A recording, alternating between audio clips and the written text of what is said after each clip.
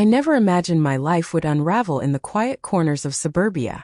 My town was the kind where everyone knew your name before you'd finished unpacking your boxes. Porch swings swayed lazily in the breeze, and the smell of fresh-cut grass lingered all summer. It was the perfect place to build a life, or so I thought. My dreams were simple. A white picket fence, a garden bursting with peonies, and a husband who'd still sneak me extra mashed potatoes under the table at Thanksgiving. Adam and I tied the knot at 23, fresh out of college with more love than money. He was my anchor, the one who made me feel like I'd found home the moment our eyes met in a crowded lecture hall. For a while we were okay. Not rich but happy. We'd lie in bed on Sunday mornings, his arm flung over my waist, talking about the future like it was a movie we'd already seen. Someday, he'd say, kissing my temple, we'll have a house with a backyard big enough for a swing set. When we finally scraped together enough for a down payment, we found it. A creaky, sun-bleached bungalow on Oakwood Lane. The realtor called it a fixer-upper. Called it ours. The garden sealed the deal. It was a jungle of daisies and thorny vines, wild and untamed, like it was waiting for someone to love it back to life. Adam laughed as I knelt in the dirt on our first day there, declaring it the best part of the whole place. That's when we met Mr. Thompson. He showed up unannounced, clutching a toolbox and a basket of zucchini from his own garden. "Landlord perks," he said with a wink, his voice gravelly but warm. His hair was the color of storm clouds, and his eyes crinkled when he smiled. A slow, steady thing that made him look like someone's favorite grandpa. He fixed the sagging mailbox on the spot, humming as he worked. "This street's been in my family 3 generations," he told us, wiping his hands on a rag. "Glad to see young folks giving this old house some joy." First he was just there. A familiar face in the neighborhood. He'd stop by to check the furnace before winter, or help me untangle the hose when it kinked. Adam appreciated the help. I appreciated the company when Adam's job started pulling him away. His sales gigs always required just one more overnight trip. Then a week, then 2. By spring, his suitcase lived half-packed by the bed. I filled the silence with projects. Repainted the kitchen cabinets butter yellow. Planted marigolds along the walkway. But the house still echoed. So when Mr. Thompson lingered after fixing the porch railing one afternoon, asking about my day, I didn't mind. "Those roses are coming along nicely," he remarked, nodding at the bushes I'd spent all weekend pruning. I grinned, brushing dirt from my palms. "Thanks. Still working out which ones'll survive my green thumb." The next week he brought pruning shears from my shed. No need to buy new. They sat unused on the kitchen counter for days. I told myself that was kindness. Neighbors helped neighbors. Then came the July afternoon I'll never forget. I was on my knees in the garden, sleeves rolled to my elbows, when his shadow stretched over me. "Need a hand?" he offered, setting down a basket of tomatoes from his own plot. I declined, but he stayed anyway, crouching beside me to inspect the soil. His cologne smelled like cedar and peppermint, an odd mix. "You've got patience," he said suddenly, watching me smooth the dirt around a struggling basil plant. Adam never could sit still long enough for this stuff. I stiffened. Adam had mentioned helping him fix a fence months ago, but they'd never bonded. Still, his comment felt too familiar, like he knew something he shouldn't. When I didn't answer, he leaned back on his heels. "You happy here, Sarah?" The question hung in the muggy air. Too personal. Too pointed. I forced a laugh, wiping sweat from my brow. "Of course. It's our first home." He nodded slowly, but his eyes didn't leave my face. "Good," he said softly. "You deserve a place that feels like peace." His gaze lingered a heartbeat too long before he stood, clapping dust from his knees. I stared at his back as he walked away, a shiver cutting through the summer heat. The visits kept coming. A note slipped under the door. "Found your lost gardening glove." A sudden checkup on the water heater. He always had an excuse. Always stayed too long. Then one evening Adam's text went dark. Another delayed flight. And the doorbell rang at 8:03 p.m. I peered through the curtain. Mr. Thompson stood there, his smile illuminated by the porch light. "I'm making tea," I lied, opening the door a crack. "Mind if I join?" He didn't wait for an answer, stepping inside like he owned the threshold. A gentleman never turns down hospitality. We sat on the couch where Adam and I had once curled up to watch rom-coms, our legs tangled. Now, Mr. Thompson sat close enough for me to count the silver strands in his sideburns. He asked about my day, my hobbies, my feelings. "You listen better than most," he murmured, his knee brushing mine. I recoiled, tucking my legs beneath me, but he only smiled. "Adam's lucky." I stared at my hands, willing them to stop trembling. "He's busy a lot," I blurted, then cursed myself instantly. "Ah." Mr. Thompson leaned closer, his voice a velvet hush. "But you're never truly alone, are you?" The room felt smaller suddenly, the walls pressing inward. I stood, clutching my mug like a shield. "It's getting late." He rose slowly, his smile thinning. "Right. Don't want to wear out my welcome." But as he passed, his hand grazed my shoulder. A fleeting touch. An accident. A warning. The door clicked shut behind him. I locked it twice. For hours I sat in the dark, replaying every word. My skin crawled. "You're imagining things," I scolded. "He's old enough to be your father. Just lonely." But when Adam called at midnight, I said nothing. How could I explain the way Mr. Thompson's eyes tracked my movements? The way he'd said my name, not Mrs. Carter but Sarah, like he was memorizing it? Alone in bed, I stared at the ceiling. The house creaked around me, a sound like whispered secrets. Sleep didn't come. In the weeks that followed, his visits became rituals. A stolen glance. A compliment that lingered too long. A hand resting accidentally near mine on the armrest. Each time I froze, a deer in headlights swallowing my unease. Until one golden hour evening in August, he crossed the line. I was chopping carrots in the kitchen when the door swung open. No knock. Just him, filling the doorway like he belonged. "You always cook in this light?" he asked, stepping inside uninvited. His eyes roamed the room, settling on me. "It suits you." I gripped the knife tighter.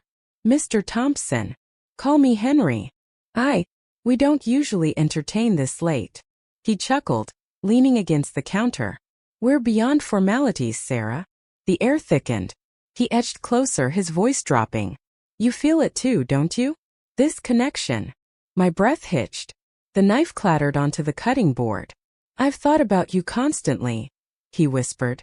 "Since day one." I backed into the fridge, my heart jackhammering. "Please don't." But he stepped nearer, caging me in. "You're extraordinary," he breathed. "So warm. So alive." I turned my face away, tears pricking my eyes. "Stop." He did. Just like that. Straightened his shirt, smoothed his hair. "Forgive me," he said gently. "I only wanted you to know. Someone sees you." Then he was gone, leaving me shaking in a pool of sunset light. I didn't sleep that night. Or the next. Adam returned the following day, bags under his eyes and no idea his wife was crumbling. I almost told him. Almost. But what if he blamed me? Why didn't you set boundaries? Why let him in? Instead I buried it. Like I'd bury a secret. A mistake. Because this wasn't over. Not by a long shot. The next morning I scrubbed my skin raw in the shower, as if hot water could erase the memory of his breath on my neck. Adam was already gone by the time I emerged. A post-it on the fridge reminding me he'd grabbed a bagel. Typical. His absence had become a comfort lately. A reprieve from pretending everything was fine. But when my phone buzzed with a text, "Miss you already, love you," guilt gnawed at me. How could I tell him? How could I not? The garden became my refuge. I spent hours pulling weeds until my fingers bled, as if I could dig out the rot festering beneath the surface. But even there I felt watched. A shadow in the upstairs window across the fence. The creak of a porch swing next door, though the Thompsons' yard sat empty most days. Once I found a single white rose lying on my back steps. No note. Just there. I told myself it was nothing. But then came the Sunday Adam stayed home. We were sprawled on the couch, him scrolling through work emails, me pretending to read. When the doorbell rang, my stomach dropped. Through the peephole, Mr. Thompson stood holding a pie tin, his smile too wide. "I made extra peach cobbler," he called, as if we'd been expecting him. "Thought you two might enjoy it." Adam shot me a look. "We." I froze. He probably meant.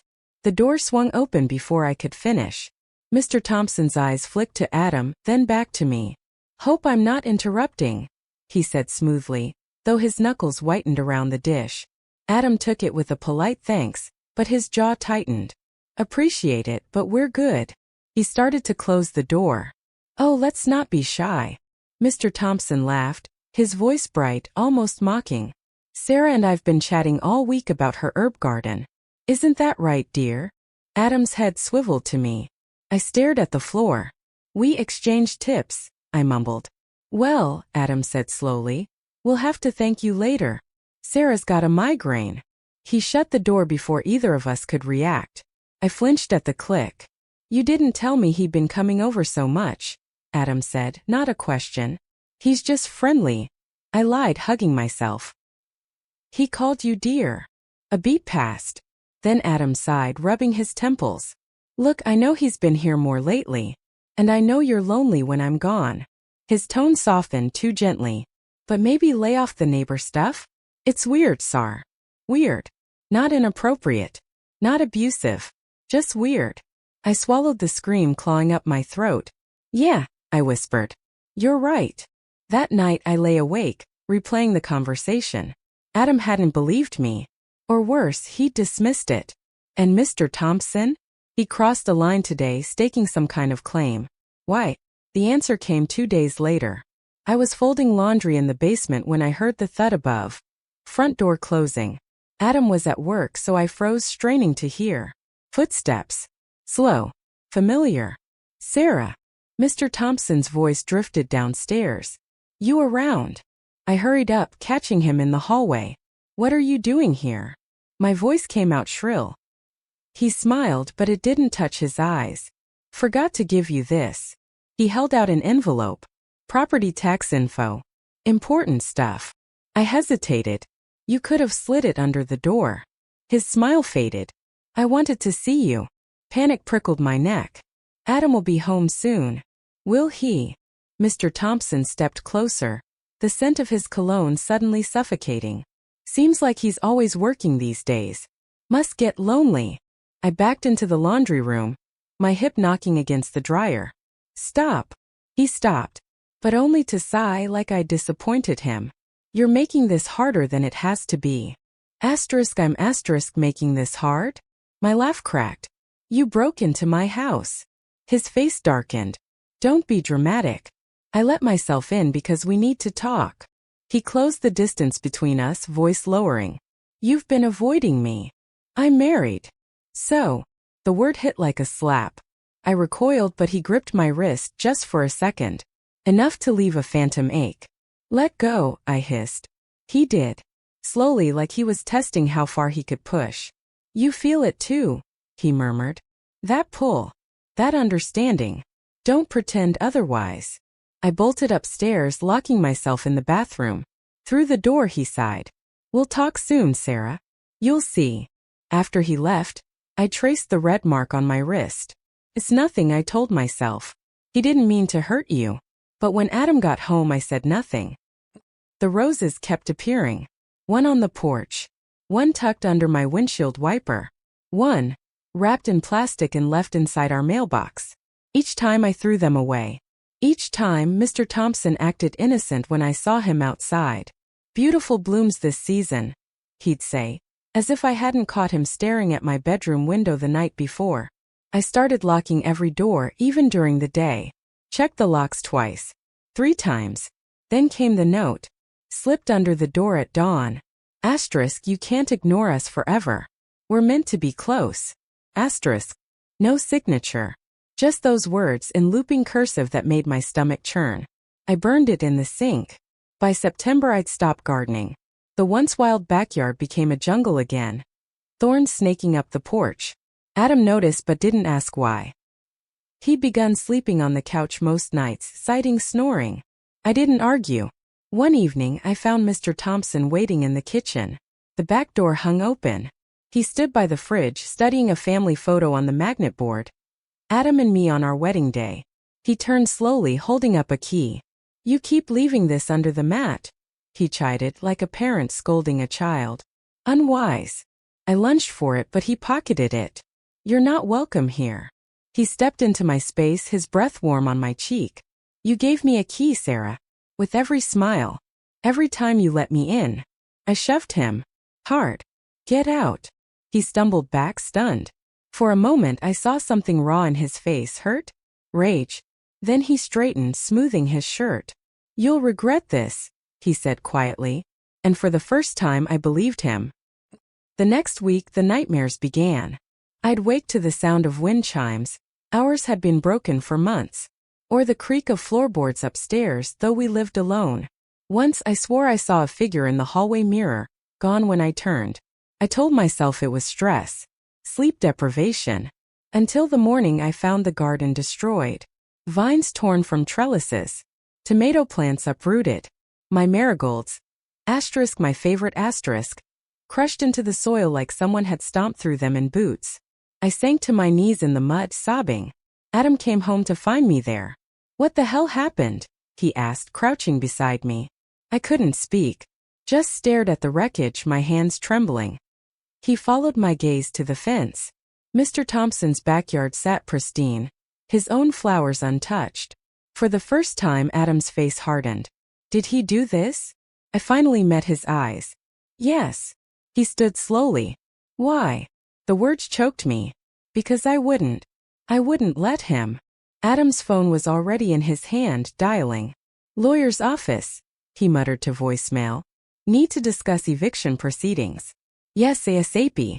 But when he hung up I grabbed his arm. Wait. What if he fights it? What if he... Sarah. He cupped my face, forcing me to look at him. Why didn't you tell me sooner? The question broke me. Because I thought I could handle it. Because I feared you'd blame me. Because I'm ashamed. But all I said was, I'm sorry. He pulled me into his chest, holding me tighter than he had in months. For a moment I breathed him in, soap and coffee and safety. Then the wind chimes rang. No breeze. Just the sound of someone watching. Adam's lawyer called the next morning. Evicting a landlord isn't straightforward, she explained, her voice brisk over the phone. Unless you have proof of harassment or property damage, she trailed off. Proof. Like the trampled garden wasn't enough. Like the note slipped under our door hadn't been a threat. We'll get it, Adam said, gripping the counter so hard his knuckles turned white. We'll document everything. But Mr. Thompson moved first. That afternoon, I found him waiting on our porch, cobbler in hand, as if nothing had changed. Adam intercepted him, voice low and sharp. Stay away from my wife. Mr. Thompson's smile didn't waver. Is that so? He set the pie down, slow and deliberate. Funny thing about leases, son. They have clauses. Termination clauses. For tenants who breach trust. His eyes flicked to me, cold and triumphant. I'd hate to see you two get evicted from your own home. Adam paled. You wouldn't dare. Try me. Mr. Thompson stepped closer, his voice dropping to a whisper only I could hear. You don't get to hide behind lawyers, Sarah. You belong here. Then he was gone, whistling as he crossed the lawn. Adam didn't sleep that night. He sat at the kitchen table, drafting emails to the housing authority, printing lease agreements, circling clauses in red ink. I watched him, hollow-eyed and frantic, and wondered if we'd already lost. The house began to change. First it was subtle. The thermostat spiked to 90 degrees in the middle of the night. Adam blamed the furnace. Then the lights flickered, surging so violently a lamp exploded. Electrical issues, the repair guy muttered, shrugging. Old wiring. But I knew better. The garden wasn't the only thing Mr. Thompson had destroyed. He'd turned the house against us. One morning I found the kitchen cabinets open, every spice bottle smashed on the floor. Another day, the shower had sprayed scalding water until I screamed. Adam insisted it was coincidence. Old house, he kept saying, but his hand shook when he said it. Then came the bugs. Cockroaches suddenly swarming the pantry. Ants in the light sockets. I called an exterminator, who frowned at the baseboards. No signs of infestation, he said. These look placed. I froze. Placed. Like someone had carried them in, dropped them like breadcrumbs. Adam started sleeping with a baseball bat by the bed. I stopped sleeping altogether. The worst happened on a Tuesday. I was alone vacuuming the living room when the air grew thick, sweet, and chemical like burnt plastic. My lungs seized. I stumbled to the windows, gagging. The smell clung to my throat, sharp and suffocating. Then I heard it. A hiss. From the kitchen. The gas valve. It was open. Wide. I lunged for it, twisting until my palms bled. The metal groaning in protest. My hand shook so hard I dropped the wrench. He would have killed us, I realized, tears blurring my vision. He would have killed us both. Adam came home to find me curled on the porch steps, clutching the wrench like a weapon. When I told him, his face went dead white. "Pack a bag," he said. "We're staying at a hotel tonight." But even there I felt him. The room's phone rang at 3 a.m., though neither of us had given out the number. When I answered, all I heard was breathing. Slow. Deliberate. Then a click. Adam checked us out at dawn. Back at the house, we found the front door ajar. Inside, every drawer hung open. Pillows were slashed. Their guts spilled across the floor. Our wedding photo lay shattered on the hearth, glass glittering like ice. And on the fridge, written in red marker. Asterisk, "You can't escape me." Asterisk. Adam vomited in the bathroom. I stood in the wreckage, numb. "He's watching us," I whispered when he finally emerged. "He's inside." Adam nodded, face gray. "We're leaving. Tonight."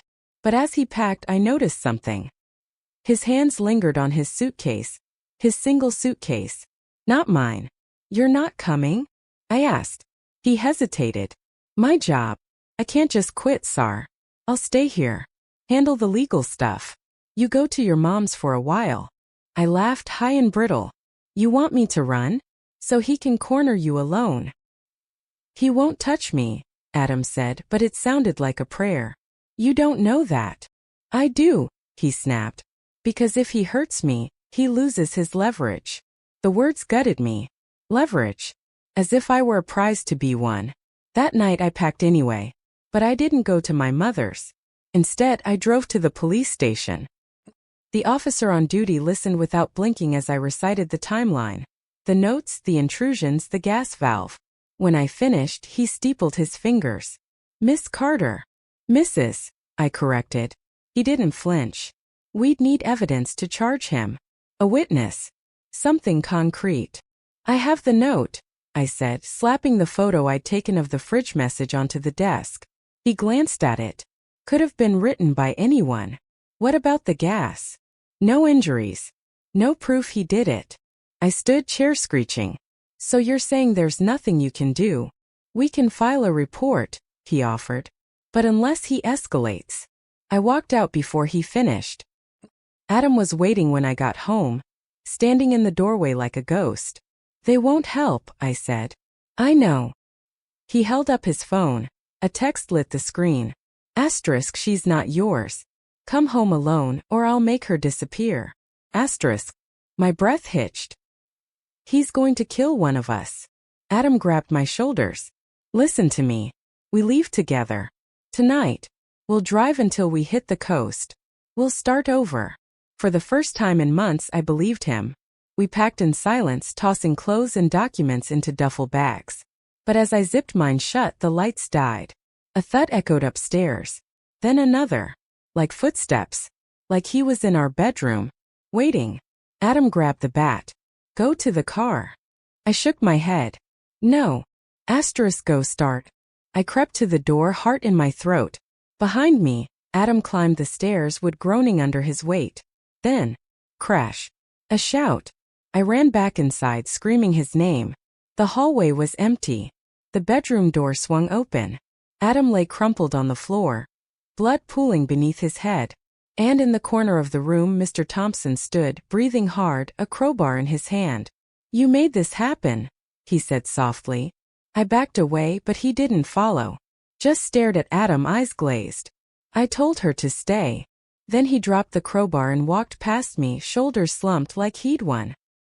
I don't remember calling 911. I don't remember the paramedics prying me off Adam's body. All I know is this. They said he'd live. But his skull was fractured. His memory fractured too.